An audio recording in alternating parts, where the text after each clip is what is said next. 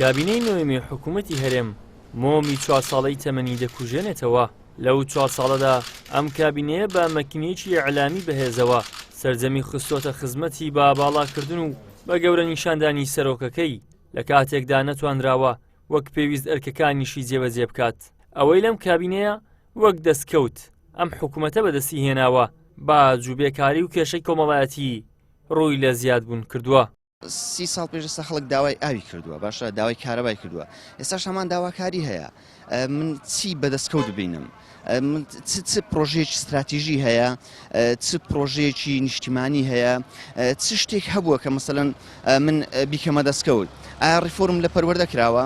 ئایا قەزیەی ناسنامەی گەلە چۆتە پێشەوە؟ من بەڕاستی بەحەقەتەن دەستکەوتێک نابینم. ڕەنگە بەڵێ باج زیاد کراوە و باج بۆتە چەند ئەوەندە بێکاری ڕێژەی بێکاری زیادی کردووە، کێشە کۆمەڵایەتیەکان زیادیان کردووە، بەڵام حەقەتەن دەستکەوتێک نابینم.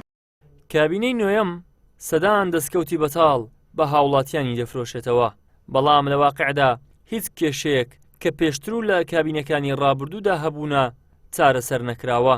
هەر لە دانەمەزراندنی دەرچوان و وانەبێژان و کێشەی دواکەوتنی موچە تا مەترسیەکانی سەرقەوارەی هەرێم. ئەمما ئەوەی ئێستا لەو کابینەیە کراوە دەتوانم بڵێم ئەرک و واجبەکانی سەرشانی خۆشی هێشتا بە شێوەیەکی چاک جێبەجێ نەکردووە. هەمان داواکاری کابینەکانی پێشووتر کە خەڵک گرفتی موچەی هەبووە، کە خەڵک گرفتی دامەزراندنی هەبووە، کە مامۆستایانی وانەبێژمان هەیە تا ئێستا کێشەیان چارەسەر نەکراوە، پلە بەرزکردنەوەی فەرمانبەرانمان هەیە جێبەجێ نەکراوە، خانە نشینانمان بە یاسایەک پاداش دەکرێن کە لە چاو هی بەغدا نیو ئەوەندەشیان پارە نادرێتێ. لێرە ڕاستەکەی حکومەتەوە باشتر بیرەوەی بکاتەوە کارەکانی نەوعیتر بکە وە شتێکی وا بکاتن دڵێ و خەڵکەی پێخۆشکە ئەو کات ئیعلام بخرێتە خزمەتی و ئیبراز بکرێن شتێکی باشە. بەڵام ئەوە ئێستا لەو کابینەیە کراوە ئەرک و واجبەکانی سەرشانی خۆشی وەکو پێویست جێبەجێ نەکردووە.